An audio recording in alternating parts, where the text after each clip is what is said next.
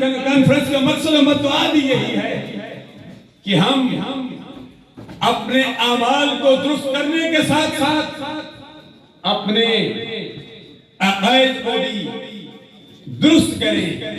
یہی مشن داؤد مصطفی شہید کا تھا. یہی مشن حافظ میر خان چشتی صاحب کا ہے, علامہ غلام حیدر صاحب کا ہے, آپ کا ہے, میرا بھی ہے. اللہ کی بارگاہ میں دعا کرتے ہیں اللہ اسی مشن پر ہم سب کو استقامت عطا فرمائے. اللہ فرماتا ہے ان الذين قالوا ربنا الله ثم استقاموا تتنزل عليهم الملائكة الا تخافوا ولا تحزنوا وابشروا بالجنة التي كنتم توعدون.